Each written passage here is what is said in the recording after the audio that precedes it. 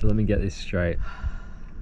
You've just spent 20 minutes filleting this little parrotfish and have now attracted maybe 6 sharks, and now you've dropped the fillet knife. Yeah, that's me.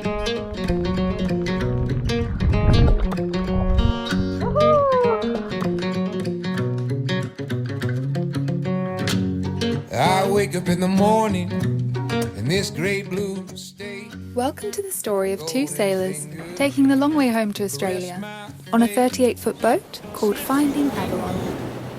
Subscribe and join the voyage. Dreamers lie, the plants on the sea. We are looking at being weathered into this anchorage for a good 5 days. Last week we were weathered in at Facurava's South Pass. I mean, there are worse places to be stuck. Best dive I've ever done. Best dive ever. Big call. Yeah. I was trying to rack my brain for something better, and I got nothing.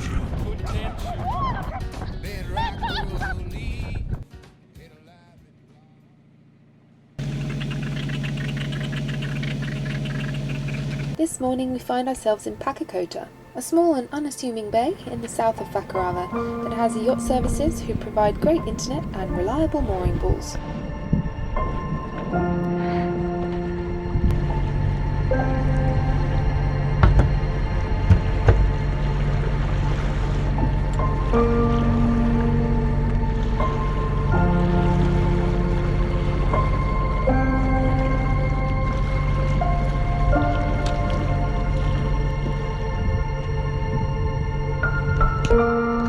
Woke up this morning and the classic open your eyes and then Jackson says, "We're leaving in 5 minutes." And then it's a massive scramble and blah, it's also hectic. That wasn't a scramble, that was pretty easy. Nah, but it does get the heartbeat racing. We're leaving Pakakota and going to, what's the next place called?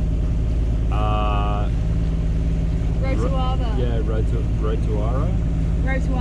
and we're just going there to fill up with water. It's the capital city of Facurava. It's a thriving urban metropolis.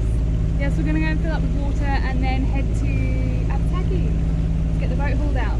So yeah. We're hopefully going to be doing some surf and seeing an island on the way. Doing some surf. Are we? When? Before, in Apataki. You've not only got to time your kind of arrival in the dark or light here, you have to mainly time your passages through the passes. So we were going to have to hang around outside Apataki in the dark and wait for the sun to come up, but we found this nifty little island that we're going to stop at, and it's just going to offset that whole drama. The nice bit is it's actually got a false pass, meaning that it's got a deep cut into the coral which creates like a little bay. It doesn't go all the way through, so you don't get the current, and apparently it's really nice diving. So yeah, let's check it out.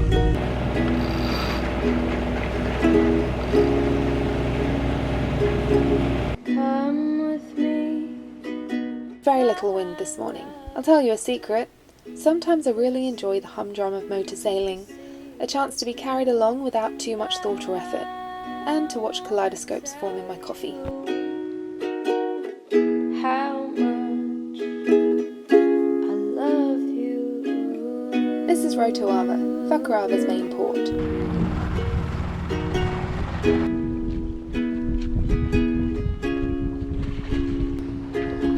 Do you remember when we met? Oh no!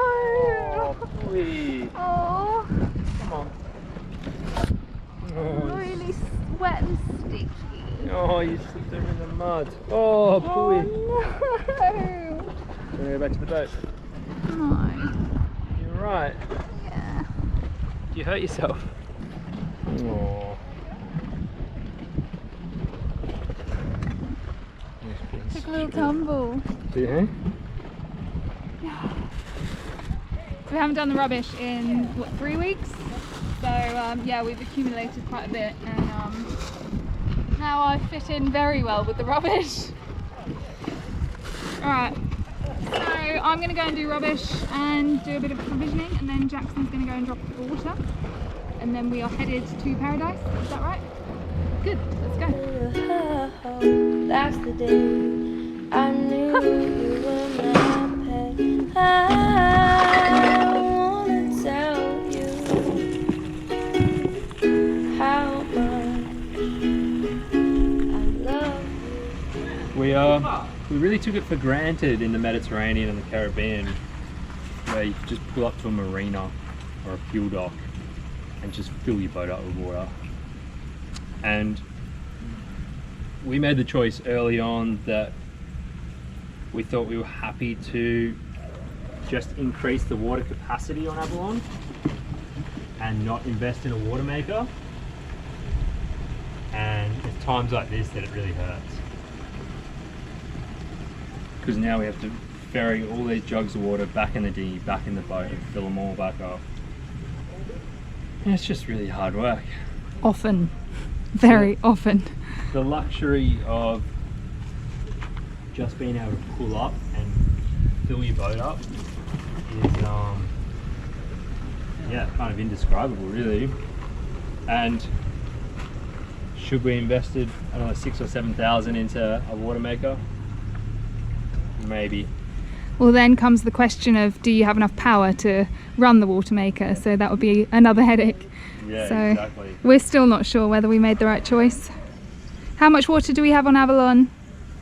500 litres. And how long does that usually last us when it's just the two of us? That normally will last us a month. Yeah. Easily.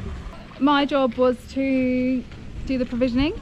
Wasn't very successful. I've got chocolate and butter and that's it. The walls were absolutely bare. The weather's been so bad that the cobia, which is their supply ship here, didn't manage to dock last week. So I could have bought a pumpkin for 15 Australian dollars, and I chose not to because we're not kind of on the budget to be splashing out on famous pumpkins.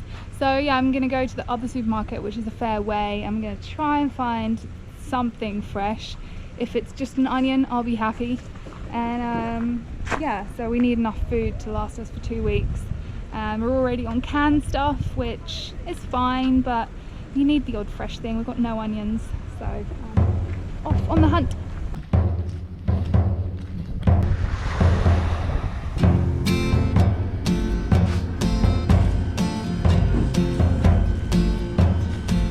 So the snow now is your best friend. From the window you can see it, how it's covered by sand. Supermarket shelves were as good as barren. I was, however, lucky enough to find some exorbitantly priced apples, 2 cabbages, and 2 baguettes for a total of $50 Till you cover your ears while dancing around like a shy little angel. Add another word. Back to Avalon with 10 knots of breeze. Your ladder.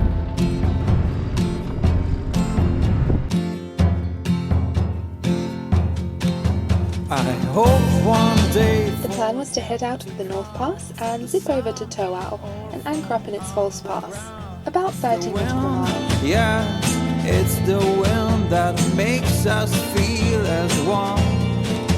It's there Behind us, and it's such a huge pass. We felt pretty confident of just running the gauntlet and going with it. Pretty interesting being in such a big boat and just getting pushed around with the current.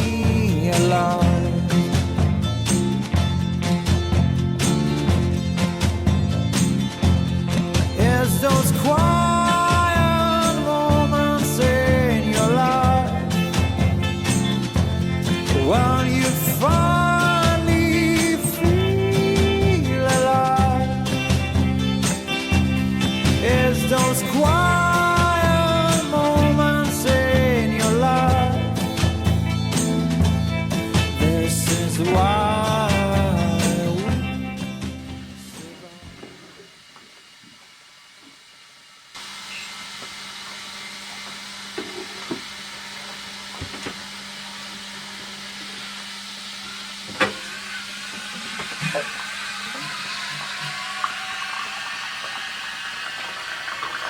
Good morning. So we arrived here in the dark last night. Very naughty of us, especially in a place like this. I mean, with shallow passes and unmarked coral heads, but we made it. And yeah, we don't often get to see things this way because we try and avoid turning up to places in the dark usually. But we were a little bit silly yesterday. We just got way too distracted with trying to find onions and filling up with water, and before we knew it we'd left 2 hours later than we meant to. So, but the cool thing that comes with arriving to a place in the dark, if you manage to do it safely, is you don't know where you are when you wake up, so it's a little surprise when you head out there. And I thought this morning I would share the surprise with you.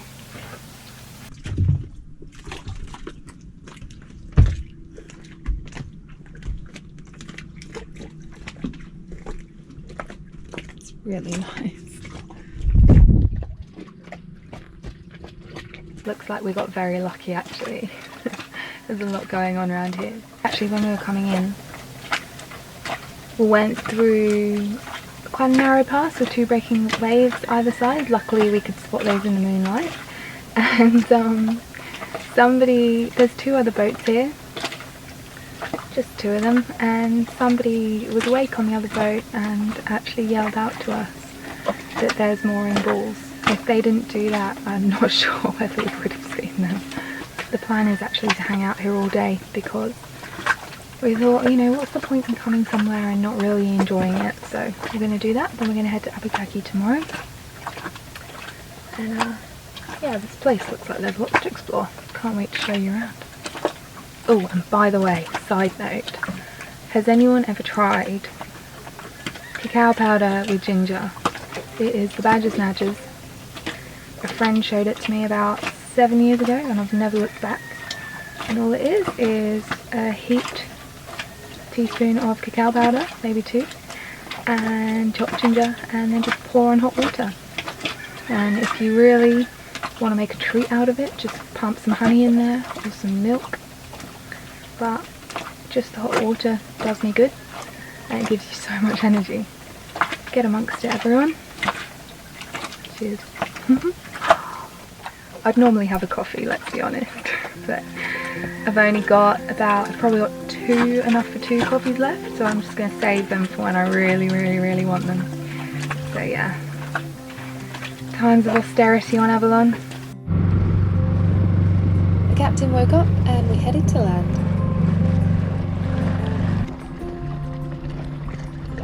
The restaurant.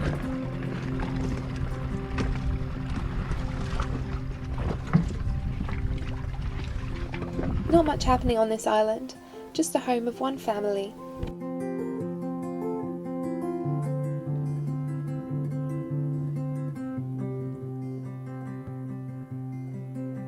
A lady called Valentine let us pick fruits from her tree. Kava, not to be mistaken for the ceremonial drink from Fiji.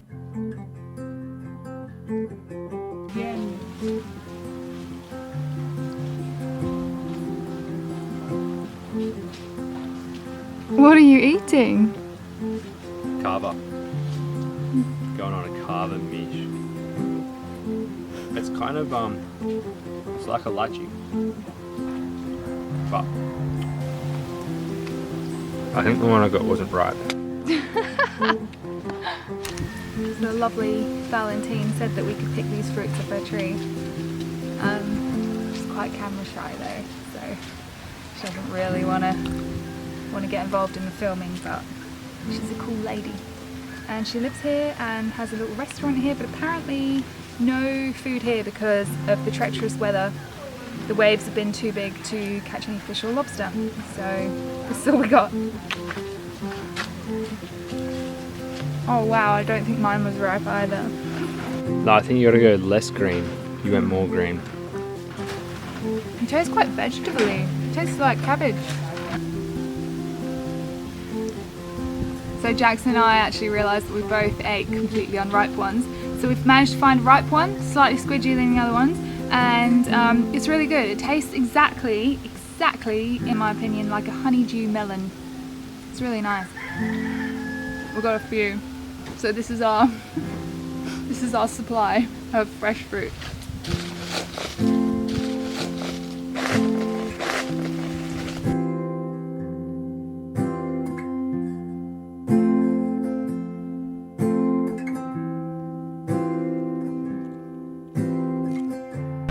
lovely lady in there, Valentine.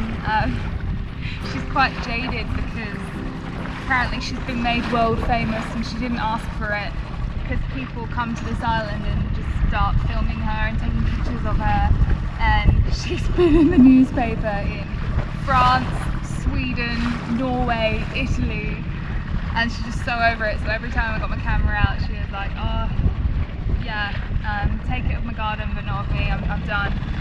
And yeah, she's so lovely. She let us pick fruit from her trees, and she gave us a coconut. We didn't even ask for one, she just gave it to us. And we feel really bad because it's off, and we've just been drinking it going, oh thank you, but it's quite fizzy.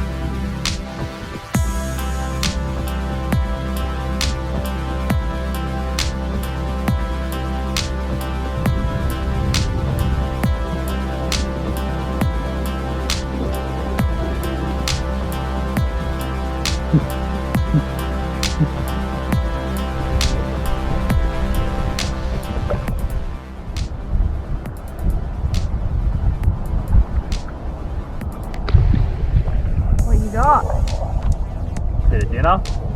The locals said that this is the go. So, I don't know, maybe they're having us on. He's the weirdest thing, isn't he? Yeah.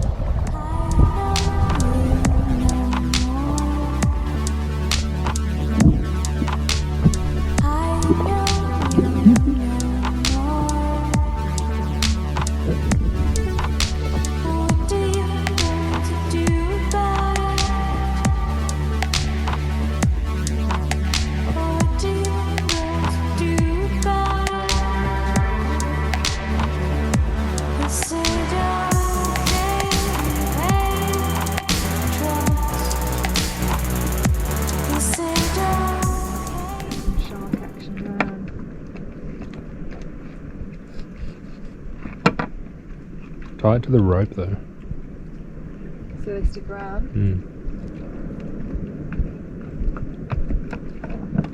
Whoa. Whoa. Oh, I'm so sorry, Pooh. Oh, I'm so not in the mood to go get that. Oh, Devo. Pooh.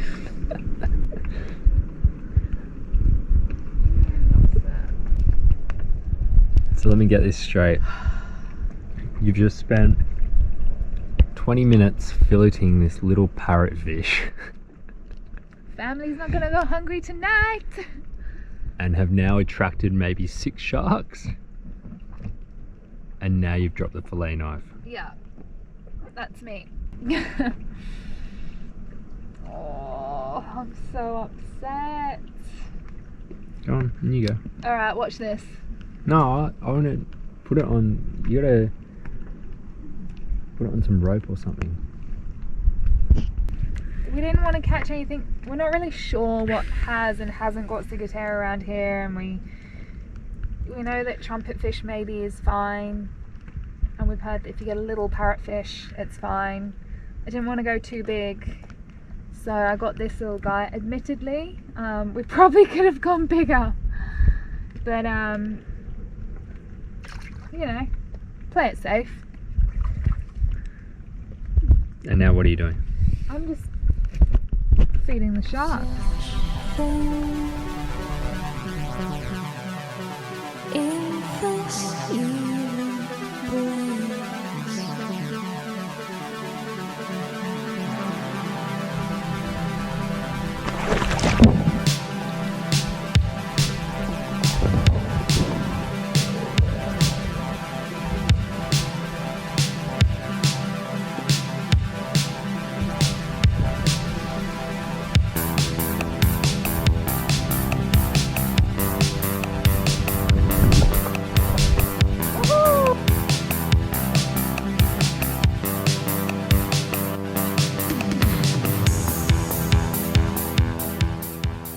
joining us this week.